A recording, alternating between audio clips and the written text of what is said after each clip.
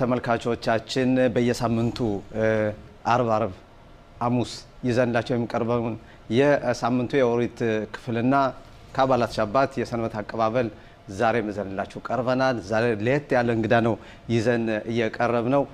አቶ ሽሙኤል ምህረት ይባላል። የአሽዶድ ከተማ ነዋሪና በአሽዶድ መዘጋጃ ቤትም የማህበራዊ ሰራተኛም ነበሩ። ስለዚህ አቶ ሽሙኤል በመጀመሪያ ጤና ይስጥልኝ። ጤና ይስጥልኝ አቶ ጋቢ። እንግዲህ አቶ ሽሙኤል ከሰው ጋር ብዙ ጊዜ እንተዋወቃለን። ይሄንን መናገር ፈልጋለሁ። በመጀመሪያ እንደው ፕሮግራማችን ከመጀመራችን በፊት ለመግቢያ እንዲሆን ሙሉ በሙሉ አቶ ሽሙኤል ምህረት ማን ናቸው? አመሰግናለሁ ጋቢ እድሉ ስለተሰጠኝ። ይሄም ጥሩ አጋጣሚ ነው። ስለራሴ ብዙውን ጊዜ እድል ገጥሞኝ አቶ ሽሙኤል ወይም ሽሙኤል ምህረት ማን ነው የሚለውን ብዙም እንደ መግቢያ አድርጌ አቅርቤም አላቀም። እርግጥ እኔ ያው እንግዲህ እንደ ሁላችንም በጎንደር ክፍለ ሀገር ማለት ነው ተወልጄ ያደኩት በሊቮ ወይና ደጋ በአዲስ ዘመን አውራጃ በሊቮ ወይና ደጋ 5 መንደሮችን ያካተተ ገጠር ነው። ለምሳሌ ብልቡሃ፣ ዛቀላ፣ ዘንጎ፣ አዲስ ዓለም፣ ቀንጨለማ። አዲስ ዓለም የተወለድኩባትና እትብቴም የተቀበረባት ብዙ የህይወት ክንውኔን የጀመርኩበት የልጅነት ጊዜን የጀመርኩበት ነው። ይሄም ብልቡሃ ማለት ታላላቅ ካህናቶች የሚኖሩበት በጣም በአገር የታወቁ ካህናቶች ከአያቴ ጀምሮ አባ ምህረት እኔ እርግጥ አላወኳቸውም አባ ምህረትን እና አባ ለወይ የሚባሉ ታላቅ ካህኖች ከዚህ ዛሬ የልጅ እንደነ ኤፍሬም ቄስ ኤፍሬም አሉ እና ብልቡሃ የነበሩ ካህናቶች የታወቁ ከዛም በትላልቆቹ ካህናቶች እግር ተተክተው አባቴ ቄስ እሸቱ ምህረት ሊቀ ካህናት እናቴ ነፍሳቸውን ይማርና እመት ያልጋነሽ መንግስቱ ከዛም ቄስ ጽዮለዊ ከባለቤቱ ጋር ነፍሳቸውን ይማር እነሱ ሁለቱ ተተክተው የወላጆቻቸውን ፈለግ ተተክተው አገሩን በጥሩ ሁኔታ ሲመሩት ነበር። በጣም የሚገርመው ግን በሃይማኖት ብቻ ሳይሆን በሁሉም ወደዛ ነው አሁን ልመጣ ያልኩኝ። በጣም የሚገርመው ይሄ ብልቡሃ የሚባል 5ቱ መንደር በጣም በመከራውም በደስታውም የሚደጋገፍ ሀገር ነው እና ይህ ሀገር ትላልቅ ሽማግሎች ነበሩበት። እነዛ ሽማግሎች የካህናቶች መከታ ናቸው። ካህናቶች የበለጠ እንዲከበሩ ያደርጋሉ። ካህናቶች የበለጠ ማህበረሰባቸውን እንዲጠብቁ ያደርጋሉ እና እኔ ያደኩት እዚህ መንደር ነው።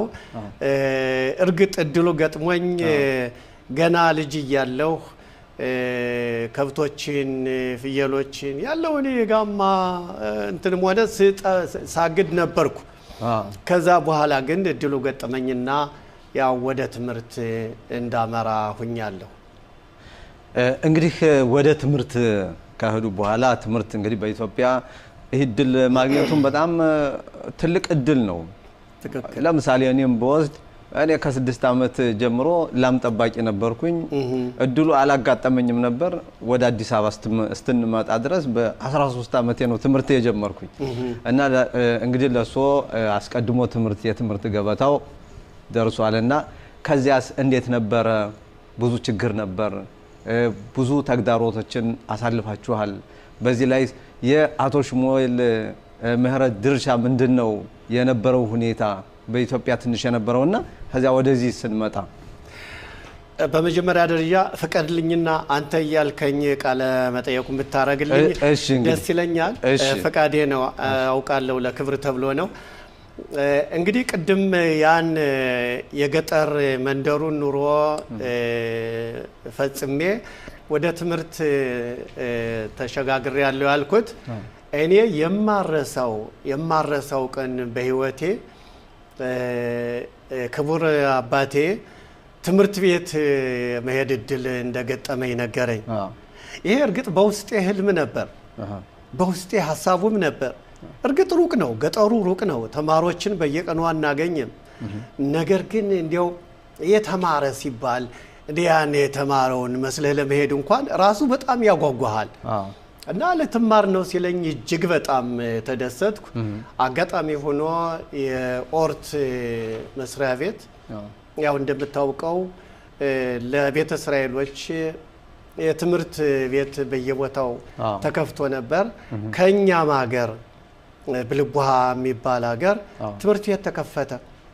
አንድ አመት አንደኛ ክፍልንና ሁለተኛ ክፍልን በአንድ አመት ከዛው ፈጽሜ በአመቱ ነው ወደ አምቦበር እንድዘዋወር ይሆንኩኝ። በአመቱ ወደ አምቦበር ስዘዋወር ከዛ እህቴ ነበረች፣ ይሄው እስከ 120 አመት ያኖራቸው ውድ ባለቤቷና እህቴ እነሱ ተቀበሉኝ። ከነሱ ሆኜ ነበረ ስማር የነበር። ከዛም ደግሞ አክስቴ እዛው ስለነበረች ባለቤቷ አልፈዋ ላይ ነፍሳቸውን ይማር፣ አክስቴ እስከ 120 አመት ያኖራት። እንግዲህ እነሱ ቅርቦች ጎረቤቶች ማለት ነው የነበሩ። ለኔም ያመቸኝ ነበረ። እንግዲህ እህቴ እርግጥ መደበኛ ሆና ተቀብላኝ ከዛ ሆኜ ከዛ ውዛባ ነው የሚባለው ከውዛባ አምቦበር በእግር እየተመላለስን ነው። ወጣቶች ነን፣ ምንም ችግር የለም። ሩቅ ነው ግን በፍጹም አይታወቀንም። ጧት ነው የምንነሳው። ጧት ተነስተን ያው ቁርስ ይዘጋጅልናል። ያን ቁርስ ከወሰን በኋላ እንሄዳለን። እያወራነ ሳናውቀው መንገዱን እንደርሳለን። አምቦበር እስከ 8ኛ ክፍል ተምሬያለሁ። ዛሬ በአውቶቡስ እዚያው በሩ ላይ ካልጣላ ነደብ። አዎ ከዚህ ከኻናያ ወደዚህ ለመምጣት እና እውነት ግን ነው፣ ቀላል አይደለም። አምቦበር እስከ 8ኛ ክፍል የመማር እድል ገጥሞኛል። እንግዲህ አምቦበር የተማርንበት አንደኛ ያው የቤተ እስራኤሎች ትምህርት ቤት ነው እና ከዛ ስንማር እንደሌላውም ሳብጀክት የዕብራይስጥ ትምህርት ነበር። የዕብራይስጥ ትምህርት ይሰጥ ነበር። ከዚህ ክፋር ባቲያ ተምረው ሰልጥነው ወደዛ መጥተው ሲያስተምሩን የነበረ እነሱ ናቸው። እንግዲህ የዕብራይስጥ ቋንቋ የዕብራይስጥን መጻፍና ማንበብ ገና ከአንደኛ ክፍል ጀምሬ ነው።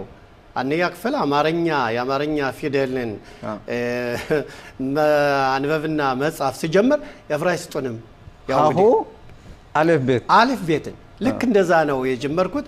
አምቦበርማ በጥሩ ሁኔታ እንደመነጋገር ሁሉም ጀምረን ነበረ። ሻሎም ማሽሎምኻ እየተባለ ብዙ ልምምድ ነበረ።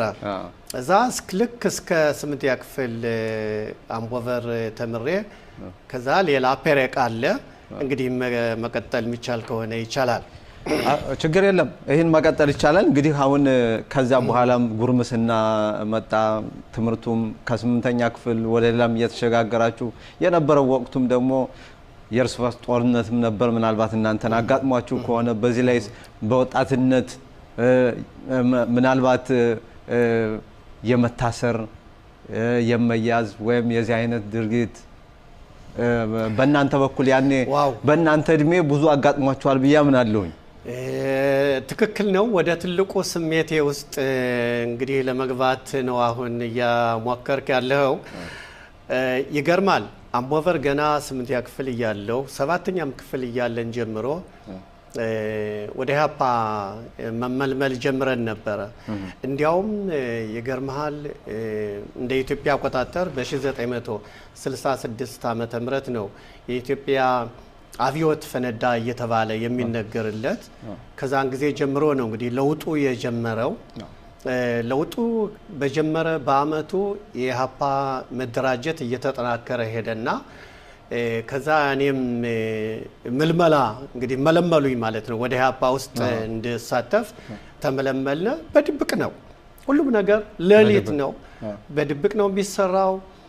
ከጫካው ፍላጎት ነበራችሁ ወይስ ምንም ፍላጎት የለም? እኔ እውነቱን ልንገርህ ፍላጎቱም አለ።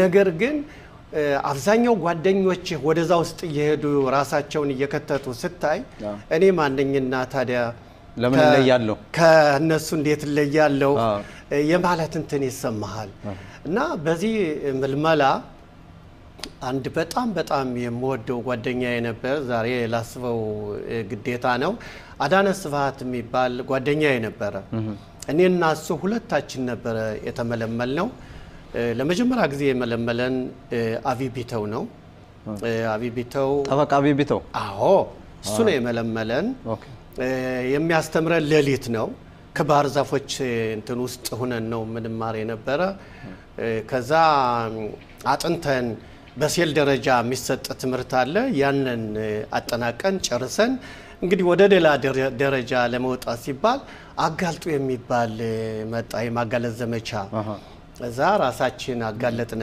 የምታጋልጥ ደግሞ ትክክለኛ የመለመልህን ወይ ትክክለኛ ጓደኛህን ተናግረህ አይደለም ሌላ የሞተ የጠፋ ይሆናል ያን ስም ይሰጣል ያን ስም ይዘህ ነው የምታጋልጠው አሁን ጠዳ እየተመላለስነ የወጣቶች ሴሚናር የሚባል ነበር ከዛ ስንመላለስ ስንማር አንድ ቀን አንድ ኢህአፓ ቀንደኛ በጣም መዋቅሩ ላይ የነበረ ለካ ከዛው ስብሰባው አብሮ ኑሯል እሱ ተጠቁሞ ተያዘ ተጠቁሞ ሲያዝ አውጥተው ሲፈትሹት ትንሽ ወረቀት የሰባት ወጣት ስም ያለበት ወረቀት አግኝተዋል ከሱ ከዛ ውስጥ እኔም አለው ያ ቅድም የጠቀስኩልህ አዳነ ስብሐት በጣም ሞደው ወንድሜ ጓደኛዬ ነበር ገና ልጅ ነው እሱ በእድሜ አንመጣጠንም ነገር ግን አሁን የሱ ጉዳይ ሲያዩት ገና ልጅ ነው አንተ ልጅ ነህ ልቀቀው ምናምን ተብሎ እሱን ለቀቁት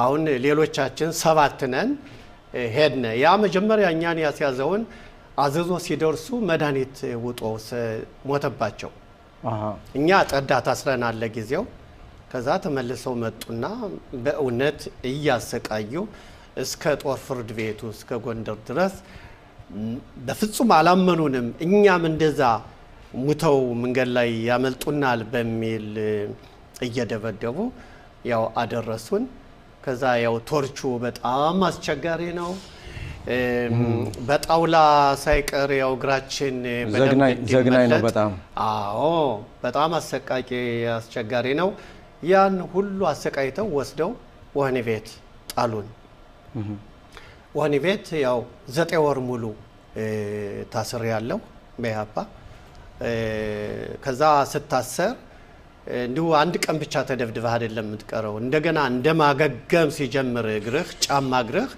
እንደገና ወስደው ደግሞ እንዳልነበር አድርገው ይወስዱሃል በዛ ሁኔታ 5 ጊዜ ተደብድብ ያለው ጫማ እግሬን ማለት ነው እዛም ብዙን ክልት አለ መደባደብ አለ ከዛ ውስጥ ያው ከእስር ቤቱ ስትሄድ ጓደኞች በሙሉ ከዛ እስር ቤት ያሉት ልክ እንደ እህት እንደ ወንድም ነው እርግጥ ሴቶች ሁሉም ወንዶች ብቻ ነን ጓደኛሞች ነን ቫዝሊን ይዘው እጅ ፓራላይዝድ እንዳይሆን እንትን ይሉሃል ይሄኛው አዎ አንደኛው እጅ ይሄኛውን እጅን አንደኛው ተጋጋዛለ በጣም እኔም ተጋጋዥ ነበርኩ እኔም ተባበር ነበር የእጅና ግንቻለሁ አው ተባብረውኛል ከዛ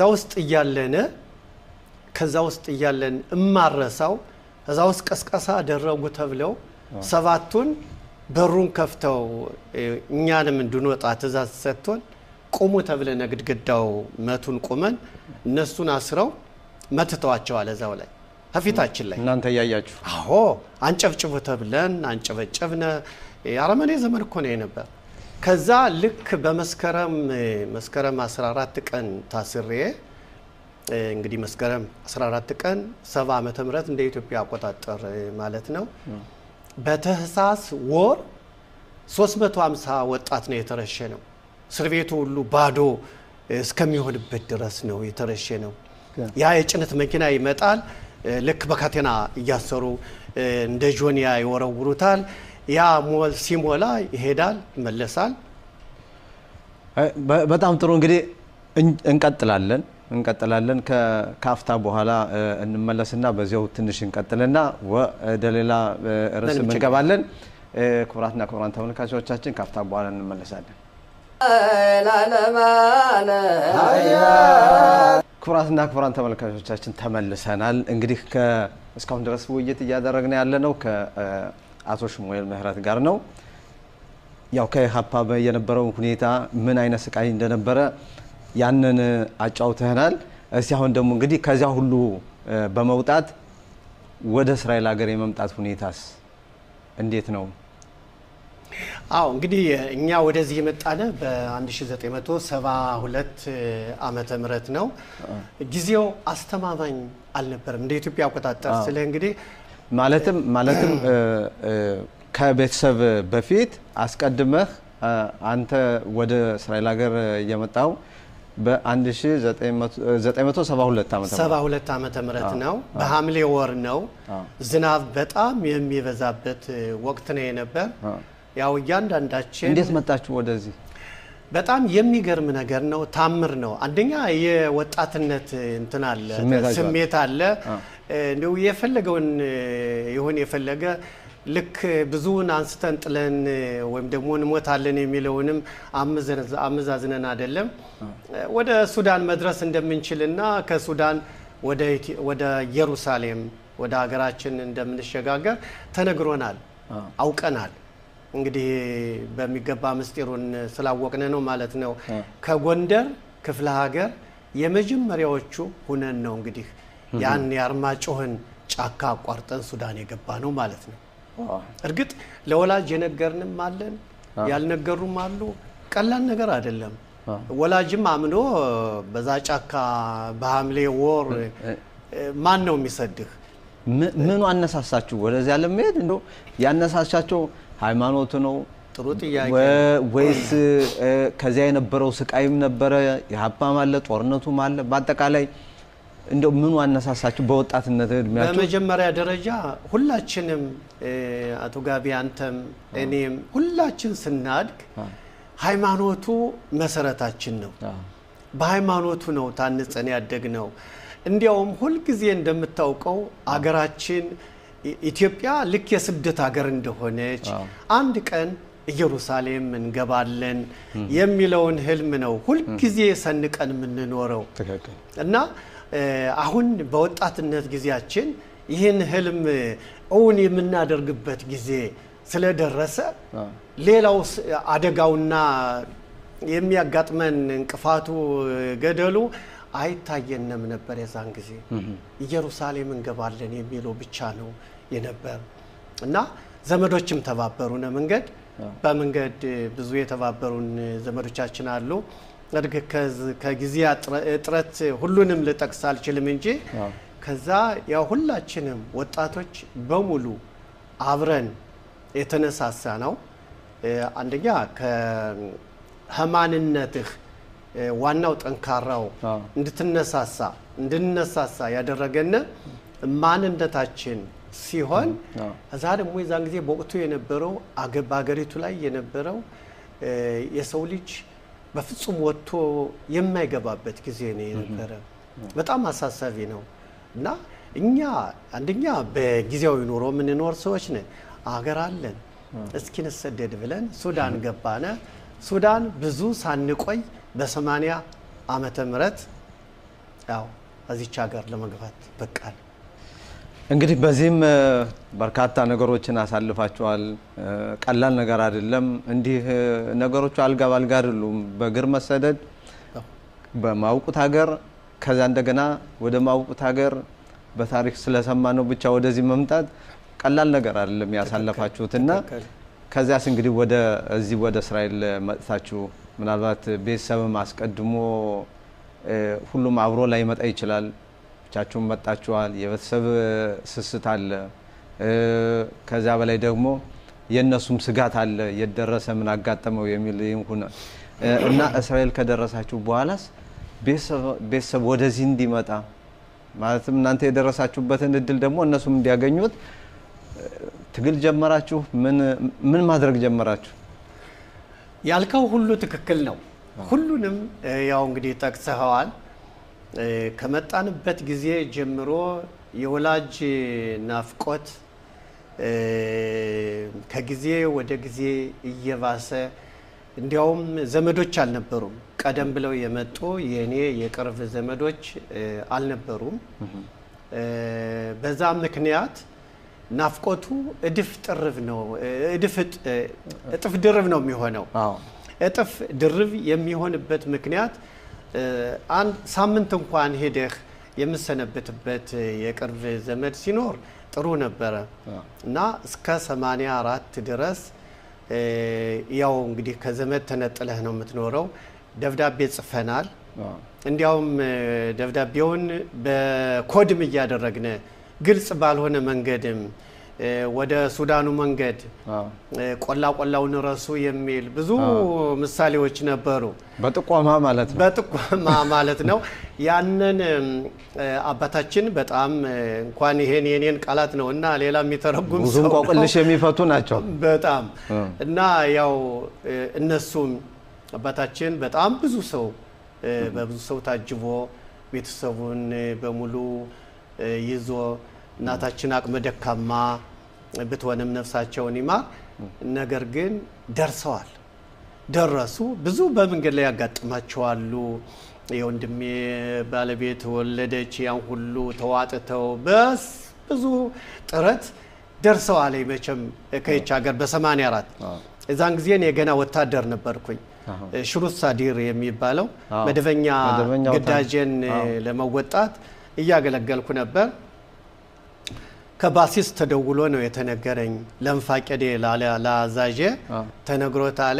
አሁን መጣና ሽሙኤል አይለኝም ማራት ናናና ሲለኝ እንግዲህ ህንፋቄን ለመግባት ወይም አጥፍተህ ለምሽፓት ለፍርድ ነው የምትገባው። አሁን እጄ ስገባ ቁጭ በል ይለኛል። እንዴ ምንድነው? ተደናገጥኩኝ የበለጠ እና ከዛ ጠየቀኝ። ዘመዶች ጋር ስንት ጊዜ ነው ግንኙነት ምናምን እያለ ዳሩን ሲጠይቅ አንፋቄድ ምንድነው ምናምን ስለው ወላጆች መጥተዋል እና እንግዲህ የመልከት ናግቦስ የሚባል አለ። የሱ ሾፌር አለ። እሱ ያዛዡ የሱ የራሱ ሾፌር ወስዶ በርሸባ ድርሶኝ እንዲመጣ ታዘዘ። እና በጣም የሚገርም ነገር ነው የነበራቸው ትብብርና የነበረ መተዛዘን። ከዛ ነው እንግዲህ ከወላጆች ጋር ለመገናኘት የበቃው። በጣም ትልቅ ደስታ ነው። እንግዲህ ወደ ደስታይቱ ወደ ተስፋይቱ ሀገር ወደ እስራኤል ገብታችኋልና እዚህ ላይ እንግዲህ በኢትዮጵያ የነበረውን እንደው በዛሬው ትንሽ ፕሮግራማችንም የሰንበት አቀባበልም እንዲሁም ደግሞ አልፎም ደግሞ የኦሪቱንን ምዕራፍም ጠቀስ በማድረግም በዚህ ላይ ነዳለን። እንግዲህ አቶ ሹሜል ምህረት የቄስ እሸቱ ልጅ ከዚያም አሊያንስ እስከ ድረስ የሃይማኖት እና የቅስናም የክህነት ቤተሰብ ከዚያ የዘራረግ ነው እንግዲህ አቶ ሽሙኤል የመጣውና እንግዲህ በኢትዮጵያ የነበረው ሰንበትን አቀባበል እንዴት ነበረ? ዝግጅቱ እንዴት ነው? እና ከዚያ ደግሞ ወደ እስራኤል ሀገር ከመጣም በኋላስ ያለው ዝግጅትስ ምን ይመስላል? ከዚያ የነበረውና ከዚያ የነበረው በተለይ አሁን ከዚያ የነበረውንን ለብዙዎቻችን እኛም ወጣት ሆነን ላላየነውና ላላወቅነው እስቲ እንደው ትንሽ የሰንበት አቀባበል በኢትዮጵያ ምን ይመስል ነበር? በጣም ጥሩ የልጅነት ትውስታ ነው። ሁልጊዜ መቼም የዛ አይነት ጥያቄ ዞር ብሎ ኢትዮጵያ ውስጥ ምን ነበር የሚለውን እንግዲህ ላንተም ለኔም ወደ ኋላ ይመልሰናል። የልጅነት ትውስታችን ነው። እኔ ቀደም ብዬ እንደጠቀስኩት ያደኩበት መንደር በተለይ ትምህርት ቤት እስከ ሄድኩ ድረስ ከካህናቶች መንደር ነው።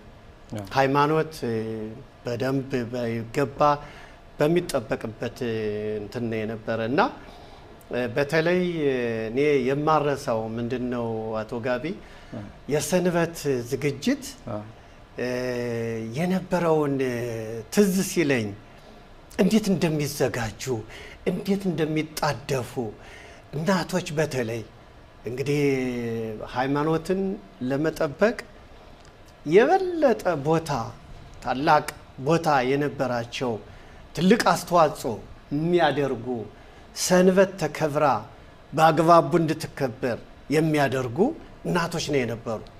እናቶች፣ እህቶች ሁሉም በእያንዳንዱ ምንድን ነው የነበረው? ሰንበት ለሰንበት ዝግጅት የሚጀምረው ገና ከሐሙስ ጀምሮ ነው። ከሐሙስ ጀምሮ ለሙሳይት የሚሆነው እህል ይዘጋጃል።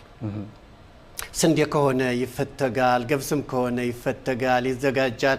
እርግጥ የሴትነቱን ሙያ ምንም አብሬ ነበርኩበት አስተውሳለሁ። ከማየት አንፃርም ሁሉ አስተውሳለሁ።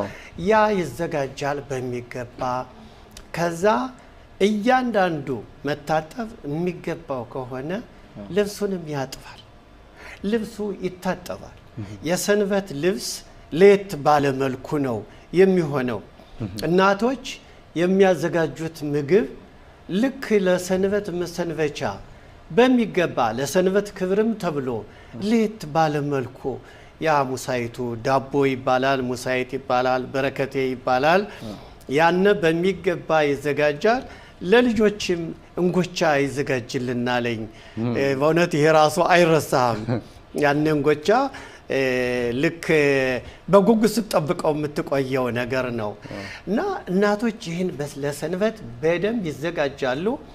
እዛ እኔም ማረሳው ነገር እኔም የተሳተፍኩበት ቤቱ ብቻ አይደለም የሚጠረገው፣ ውጭ በሙሉ አጥር ግቢው አካባቢው ሁሉ ይጠረጋል።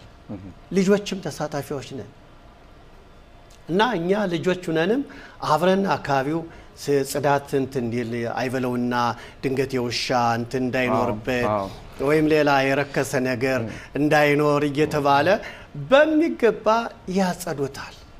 ከዛ ከ12 ሰዓት ወይም ከዛ በፊት ሊሆን ይችላል ሰውነታቸውን ታጥበው ይመጣሉ እና ከዛን ጊዜ ጀምሮ ወደ ወንዝ ሄደው ማለት ነው ወደ ወንዝ ሄደው ታጥበው ይመጣሉ። ከዛን ጊዜ ጀምሮ ዛን ሰዓት ጀምሮ ሌላ ስራ ነገር አይሰራም። የሰንበት ዝግጅት ብቻ ነው እና አሁን የሰንበት ከመግባቷ በፊት ሰዓቱ በሙሉ ይጠፋል። የለም ሰዓት የሚባል ነገር ዝግጅቱን ከተጨረሰ በኋላ ሁሉም ተጨርሷል። የሚበላው ቀዝቃዛ ምግብ ነው። ያ የተዘጋጀ ምግብ አለ ለሰንበት ተብሎ ሰዓትና ከመብራት ከምንም የሚባል ነገር የለም። የት አለ? የለም፣ በሙሉ ይጠፋል ማለት ነው እና ሰንበትን ጸሎት ቤት ያለው በጸሎት ቤት እርግጥ ከሁሉ ቤተ እስራኤል ስታይ ካህናቶች እንኳን ባይኖሩ የሃይማኖት መሪ የሆኑ ታላላቅ አዋቂ ሰዎች ቃለ እግዚአብሔርን በሚገባ የሚያውቁ ህዝቡን ሰብስበው የተለየ ቦታ ተዘጋጅቶ ከዛ ነው ሰንበትን የሚውሉ ማለት ነው። እንኳን ካህን ካለ ማለት ነው። ካህን ካለ ለሊት ተነስቶ ጸሎቱን ሲያደርግ ያረፍዳል። የሰንበት ጸሎት ይሆናል። ከዛ ሰዓቱ ሲያበቃ ጸሎቱ ሲያበቃ እናቶች በሙሉ አብረው እልል ሲሉ ነው የሚያረፍዱት። በነገራችን ላይ ጸሎት ቤቱ በሰንበት ቀን ማለት ነው። አዎ ልብሳቸው እንደዚህ ተለባብሰው እልል ሲሉ እጃቸውን ዘርግተው ከእግዚአብሔር ጋር ሲማጸኑ የሚገርመው ነገር የኢትዮጵያው እምነት እኮ በጣም በኢብሪት ኢሙናት ሚማ የሚባል ጋቢ ታውቀዋል? ትክክል። ደብተር እንትን የለህ፣ ሲዱር የለ፣ መጽሐፍ የለ፣ ምንም የለም፣ አያነቡም። ነገር ግን ሲጸልዩ ስታያቸው ከእግዚአብሔር ጋር ፊታቸው ቆሞ እንደሚነጋገሩት እኮ ነው የሚማጸኑ። ልክ ከእግዚአብሔር ጋር ልክ ከጣገባቸው እንደሚሰማቸው አድርገው በትክክል እዚህ ያነ ያ ሲያበቃ የኛው መንደር በጣም ብዙ ነው። ሁሉም እያንዳንዱ ያ የተዘጋጀን በጥሩ ሁኔታ የተዘጋጀ ሙሳይት ይዘው ይመጣሉ። ዳቦ በረከቴ የሚባለውን ያነ ይመጣል። ያ ይቆረሳል። እኛ ልጆች በወረፋ እንቆማለን። ጋቢ ዋይዝ ትልቅ ደስታ እኮ ነው በረከቴውን ለመቀበል ማለት ነው። አዎ መጀመሪያ ለልጅ እኮ ነው እንግዲህ ትላልቆች ሰጣቸውና ለልጆች ደግሞ ተዘጋጅቶ ይጠብቁናል። እኛ ያው እንግዲህ በወረፋ ነው የምንቆመው። እንቆማለን፣ ያው ትንሽ እንገፋፋለን። መድረስ ያስፈልጋል። እኔ ልቅደምም አለበት። ነገር ግን ትልቅ ይከበራል በእድሜ ከፍ ያለ ሁሉ ይከበራል ማለት ነው። እና በጣም ጥሩ ነው አቶ ሽሙኤል እንግዲህ እንቀጥላለን ግን ማስታወቂያ እንወጣለን ከማስታወቂያ በኋላ እዚሁ ከአቆምንበት ላይ እንቀጥላለን። ክቡራትና ክቡራን ተመልካቾቻችን እንግዲህ በዚህ በትምህርትም በውይይትም በታሪክም እናንተም እየተሳተፋችሁ ነው። ከማስታወቂያ በኋላ እንመለሳለን። ማስታወቂያ ከማስታወቂያ ተመልሰናል። እንግዲህ ከአቶ ሽሙኤል ጋር እየተነጋገርን ያለነው በኢትዮጵያ የነበረውን የሰንበት አቀባበልና በሰንበት ቀን በረከቶ ተቆርሷል። እንግዲህ ወጣቶች ደግሞ ልጆች በሰልፍ ቆማችኋል፣ ዳቦም እየተቀበላችሁ ነው። ትክክል። እዚህ ላይ ነው እንግዲህ ያቋረጥንና እስኪ እንደው ባጭሩ ይሄንን እንደምደምደውና ከዛ በኋላ ደግሞ እዚህ እስራኤል ሀገር ያለውንም ደግሞ ያው ማያያ ስላለብን ትክክል።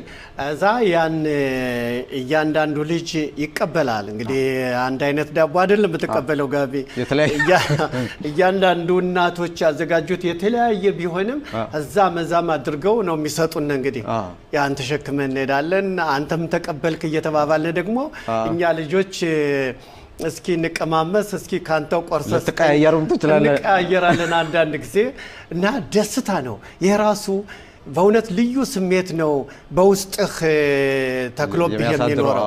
አዎ በጣም አይረሳም ነገር ደስ ይላል። በዛን ጊዜ የነበሩ በእድሜያችን ክልል የሆኑ ሁሉ ልክ እንደ እህት እንደ ወንድም ነው ሁሉ ጊዜ የምታየው። ከዛ ላይ አንድ አቶ ጋቢ ለማጠቃለል ያህል ሰንበትን ያው በዚህ መልኩ በረፍት ካሳለፉ በኋላ ሰንበት ስትወጣ ሰዓት የሚያወጡበት እንትን አላቸው። እንደ በእኛ ሀገር ለምሳሌ ዶግ የሚባል አለ፣ በሌላ ሀገር እንደ ብልጭት ምናምን የሚባል ነገር አለ። ሰንበት መውጣቷ ከተረጋገጠ እሳት በነዛ መሳሪያዎች ተጠቅመው ክብረት የለም አቶ ጋቢ ክብሪት የተገንቶ ለነገሩ እኔም ደርሼ ነበር ላስታንለው ነበር እንደዚህ ያሻሽን ትክክል እሳት ስናወጣ ነበር። ትክክል። እርግጥ ከተማ ክብሪት ጠፍቶ አይደለም ግን ግንዛቤው ምናልባት የለም ነው። ነገር ግን ሀዛው የተዘጋጀ ሁሉ ነገር አለ የምታዘጋጅበት ሰዓት ይወጣል። በአብዛኛው ጊዜ ሰንበት መውጣቷን የሚያውጁ ትላልቅ ከሆኑ ቤቶች ነው። ሰዓቱ ይወጣል። ከዛ ጎረቤቱ ሁሉ ሰዓት ላቀጣጥሎ ይዘል መሄድ ይመጣል። እልልታውን ያቀልጡታል። ስለዚህ አሁን በኢትዮጵያ ለምን አብዳላ አልነበረም ነበር? ይሄ አብዳላ ነበር የሰንበትን ቅድስናና ከዛ በኋላ ስንወጣ የሚታወጅበት። ትክክል ትክክል። የሰንበትን ያውጃሉ፣ እልልታው ይቀልጣል። በእውነት አሁን ትዝ ሲለኝ አብዳላውን አሁን እየዘመርን ስንት በደስታ ነው አይደለም?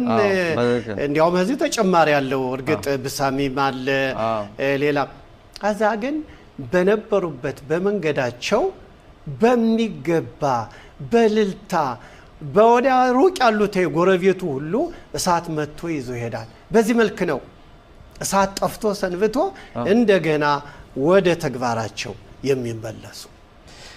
በጣም የሚገርም ነው። ማለትም በትክክል ኦሪቱም እኮ የሚለው ሰዓት አታንድዱ፣ በሰፈራችሁ ሰዓት አታንድዱ አለ። ሰዓት በሚነድበት ጊዜ የተከለከልነውን አሁን ተፈቀደልኝ በሚል ትልቅ ደስታ ነው እና ይህ ደስታ ደግሞ መታየቱ በጣም ደስ ይላልና ከዚህም በመቀጠል እንግዲህ ወደ እስራኤል ሀገር ከገባን በኋላ ይህን ያሳለፍነውን ይዘን የመጣ ነው የራሳችን ማንነት አለና ከዚህ ከደረስነ በኋላ ደግሞ በራባኖት በኩል በአጠቃላይ ያለውን ሁኔታ በአገሪቱ ውስጥ የሚካሄደውን በሙሉ ያንም ይዘናል። እኔ አስተውሳለሁ አሽዶድም ስመላለስ ነበረ። ትልቅ ቤት ክነሴት አለ የጾለት ቤት። ከዛም ደግሞ እዚህ እስራኤል ሀገር ለየት ባለ ሁኔታ ራብና ቄስ በአንድ ላይ ሆነው በአንድ ቤት ክነሴት ጾለቱንን በፈረቃ የሚያካሂዱበት አብረው በአንድ ላይ ቁጭ ብለው የሚያካሂዱበት አሽዶድ ያለውንን እናንተም ጸልዩበትን ጾለት ቤት ነው እኔ እስካሁን ድረስ ያየው በትክክል ማለት ነው። እና ይሄ በሚሆንበት ጊዜ እዚያም ደግሞ እናቶች ሁሉ ጊዜም ዳቦ ጋግረው ሁሉ ጊዜም ያመጣሉ ማት ዳቦ ነው የሚደረደረው ያንም ሳይሆን ነበርና ይህስ እንዴት ነው እዚያ ኢትዮጵያ የነበረውን አያስታውስም እዚህ ያለውም እንኳን አሁን ስናየው በጣም አንዳንዴም በጣም ነበር የሚያስደስተው በጣም መንግዜም ቢሆን የሰንበት ዝግጅት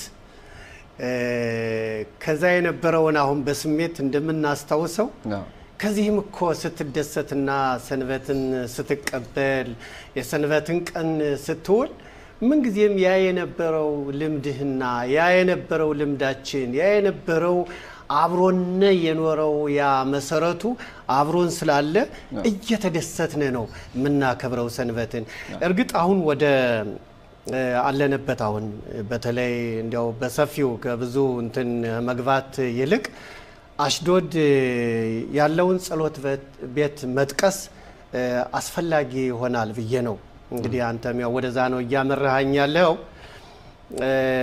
አሽዶድ በጣም ትልቅ ጸሎት ቤት ነው ያለ ታች ላይና ታች ነው ከታች 300 ወንበር ለወንዶች አለ ከላይ ደግሞ ለናቶች ያው ኢዝራትና ሽም የሚባለው በዕብራይስጥ ከ150 ወንበር በላይ አለ ከዛም ሌላ ፕላስቲክ መጨመር ይቻላል ሰው ሲበዛ ይጨመራል ብዙ ወንበር ከታችም ላይም እንጨምርበታለን ሰው በጣም የሚበዛበት ጸሎት ቤት ነው ይህ ጸሎት ቤት የሚጸልየው ካህንና ራብ ተስማምተው ነው ዋናው የሚስማሙት ምንድነው በዕብራይስጥ ምን የሚባል ነገር አለ ኒሁል ዝማን የሚባል አለ ይሄ ኒሁል ዝማን ማለት ጊዜህን በአግባቡ መጠቀም ማለት ነው ጊዜህን በአግባቡ የምትጠቀም ከሆነ ለሁሉም ጊዜ አለ በተለይ ካህኖቹ እንደምታውቀው ካህናቶች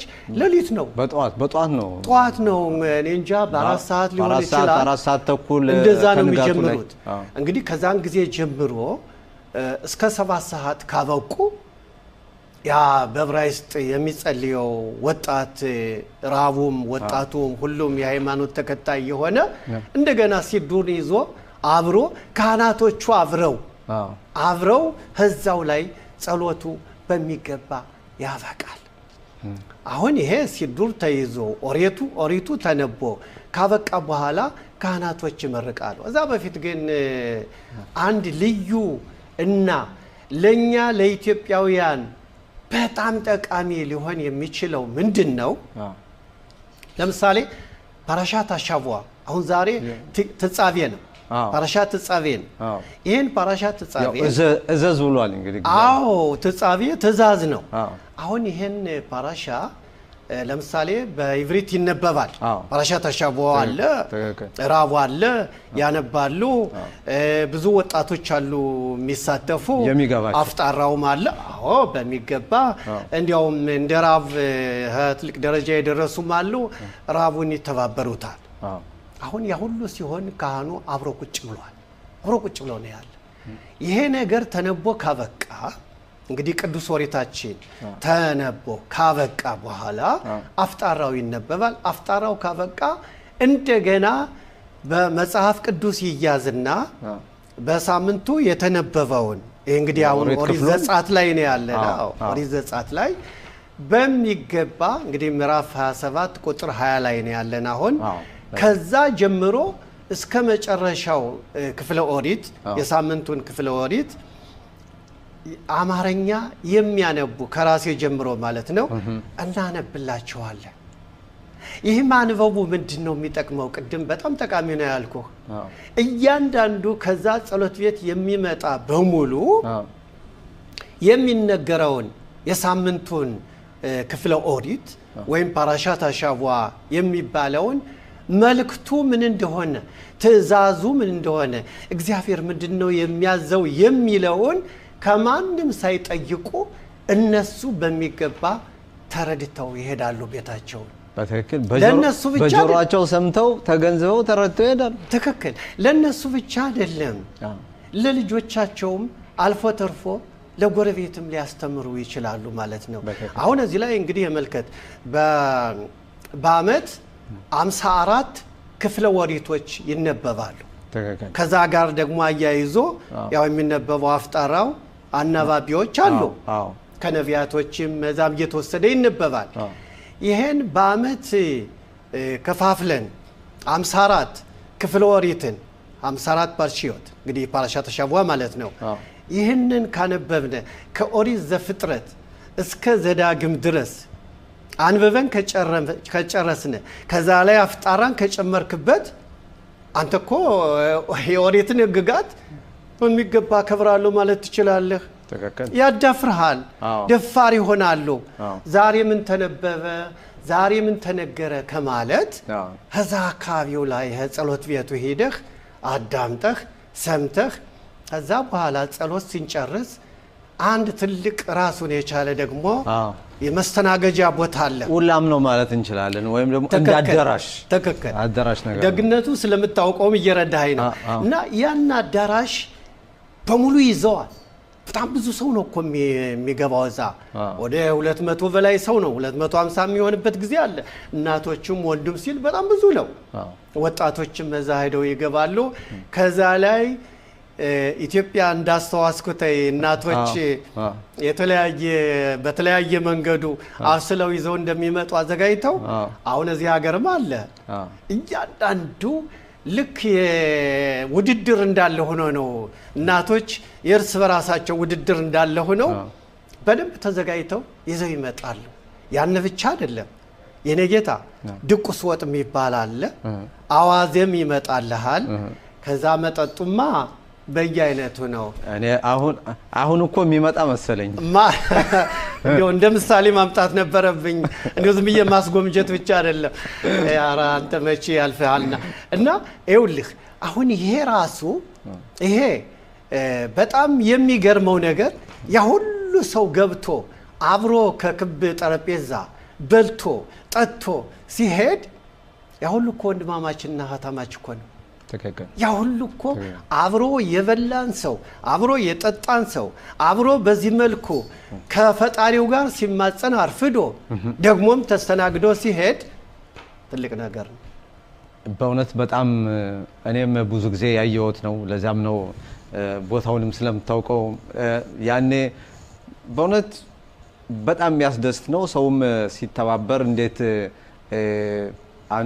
አንተ ተነስ ከሌ ተነስ አይደለም የሚባል ተነስቶ ሁሉም አስተናጋጅ ነውና ትልቅ ድግስ ያለ ነው የሚመስል እኔ ሁሉ ጊዜ መዛ ሳይሆንና እንግዲህ ሰንበትን በዚህ መልኩ እንቀበላለን። የኦሪቱንን መንባብን በሙሉ አናባቢውንም በሙሉ ይሄንን አሁን እዚህ ላይ ካህኑ ቁጭ ብለው የራሳቸውን ጧት ነው የመጡ በ4 ሰዓት ተኩል ተነስተው ጦለት ቤት የመጡ ሽማግሌዎችም አብረው የሚመጡ እስከ 11 ሰዓት እስከ እዚያ ድረስ አብረው ቁጭ ብለው በዕብራይስጥ ያለው እስቲነበብ እስቲያልቅ ድረስ ነው የሚጠባበቁትና ይሄ በእውነት በጣም ትልቅ አሪያ መሆን ያለበት ነው ብዬ ነው የማስበው። በሁሉም ቦታ አንዳንዴ ይሄኛው ጦለት ቤት እዚህ ላይ በዕብራይስጥ የሚጸለይበት አለ፣ በዚህኛው ደግሞ ካተር የሚያደርጉት አለ ለካህናት ብቻ የሚጸልዩበት። ይሄ ደግሞ ውህደት አይፈጥርም እና ይህስ እንዲሆን ምንድነው የምትመክሩት? አቶ ጋቢ እንደው በዋናው ነጥብ ላይ እየነካህ ነው። ከዛ ኢትዮጵያ ሆነን ስንመኝ እኮ የነበር ኢየሩሳሌምን ነው። ተከከለ ኢየሩሳሌምን ስንመኝ ደግሞ ቅዱሷን ኢየሩሳሌምና አገሯን በሙሉ ህዝቧንም ነው። አም እስራኤል ህዝበ እስራኤልን እኮ ነው። ያን እኮ ነው እያነበቡ እያስተማሩን ያን ሁሉ ነው እነሱ የሚያውቁ ሽመላ እያሉ አገራችን ደህና እያሉ ወደዚህ ሲያመጡን ስል እንግዲህ መልከት በእነሱ ጸሎት እኛ ገብተናል። ታላላቆቹ እኮ አልገቡባትም። እኛ ልጆቻቸው ከነሱ አብራክ ወጣነ ከዚህ ስንመጣ ከዚህ መተን የምንለያይበት ምን ምክንያት ይኖራል? ምንም አይነት ምክንያት ሊለየን አይችልም። በተለይ እግዚአብሔር ከመካከላችሁ እሆናለሁ የሚለው ከመካከላችን የሚሆነው ሰላም ሲኖር ነው። በመካከላችን ሰላም ከሌለ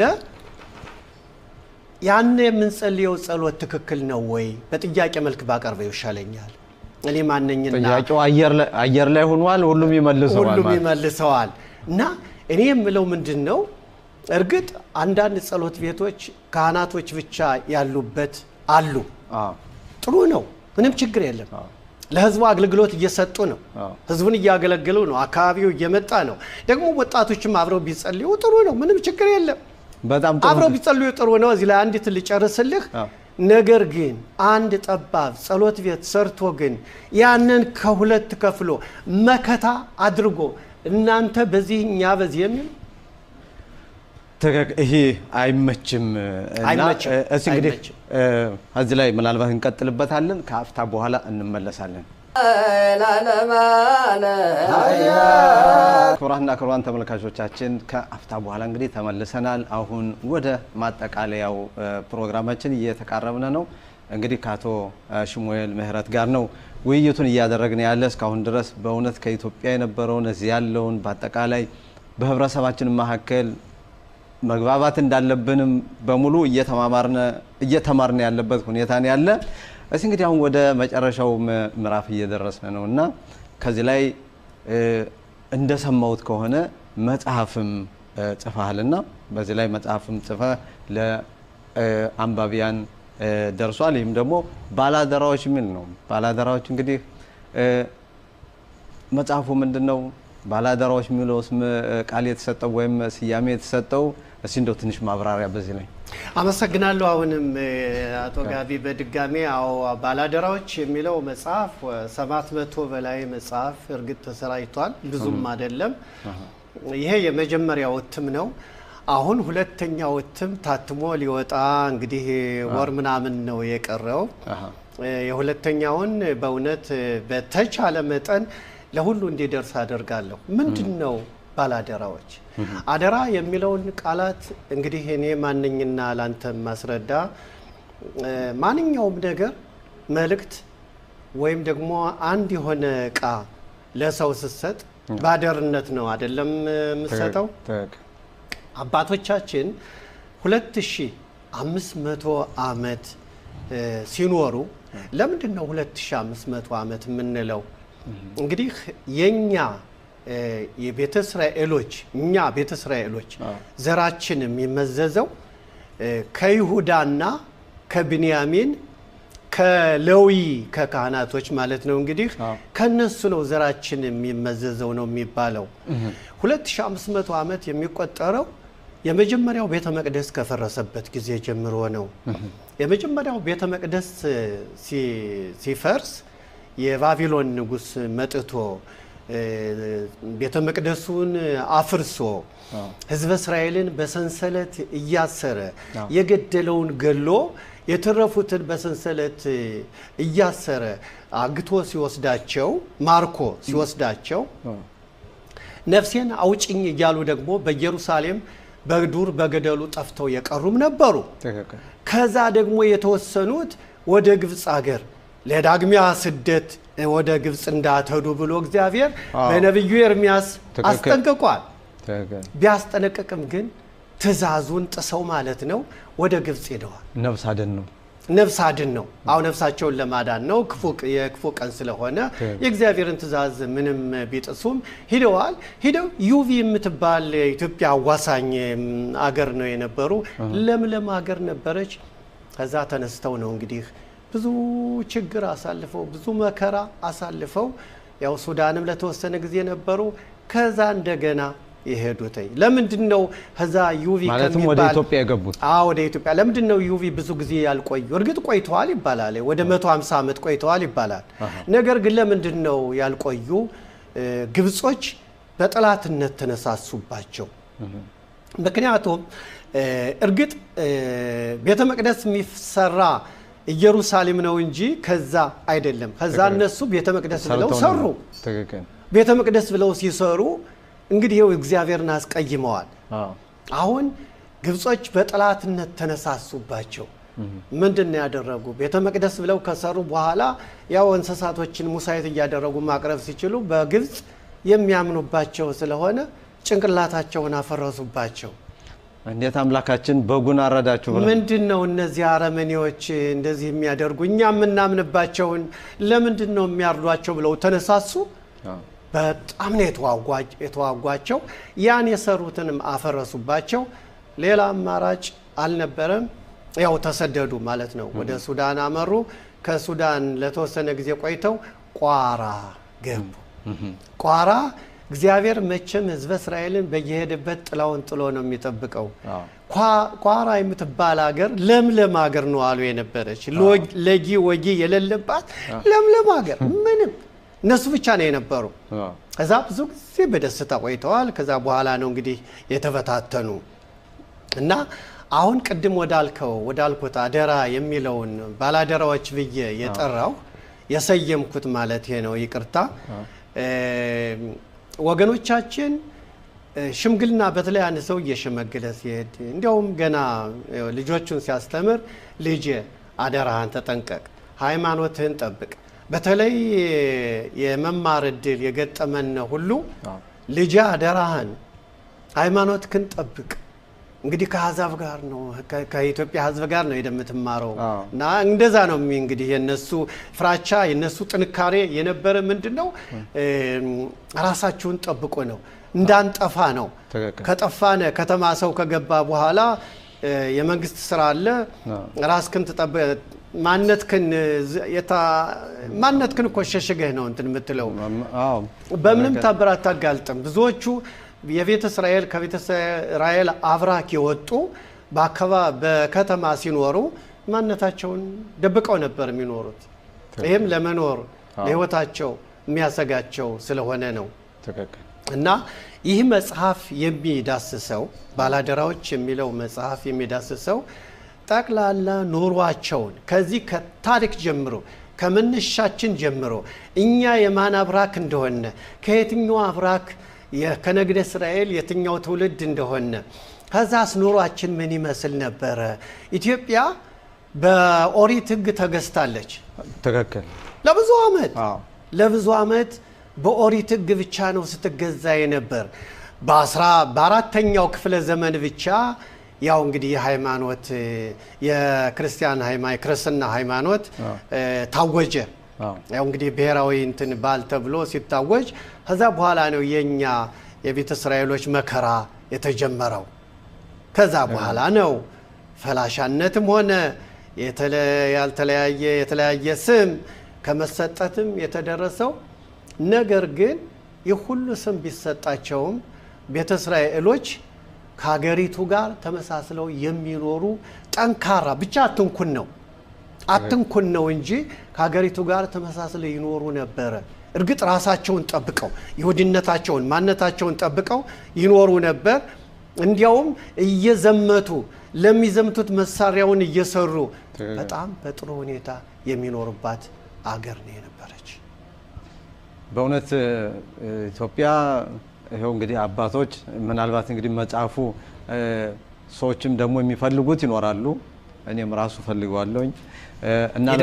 እናነባዋለን በይበልጥ መጻፉና እንግዲህ የቀረን 2 ደቂቃ እንኳን ማይሞላ ነው እና በዚህ እንደው የማጠቃለያ ምትለው ካለ ከፈቀድክልኝ አሁን ከጀመርኩት ላይ ኢትዮጵያ ስንኖር የኛ ቤተ እስራኤሎች በጀግንነት በየጦር ግንባሩ ይሄዱ የሚዋጉ ነበሩ የመዋጋት ብቻ አልነበረም ለምሳሌ ገና ከፈረሱ ኮረቻ ጀምሮ እርካኑን ሁሉን የሚሰሩት እነሱ ናቸው ጦሩን ጎራዴውን ሁሉንም ጩቤውንም የሚሰሩት እነሱ ነው የነበሩ ቤተ እስራኤሎች መሳሪያውን በሙሉ እንበልና በጥቅሉ በጦር ሜዳ በጦር ግንባር ሄደው ለሚዋጉት በሙሉ የሚያመርቱላቸው የኛ ቤተ እስራኤሎች ነው የነበሩ ማረሻ ብቻ አይደለም ይሄ የእርሻ ስራ ወይም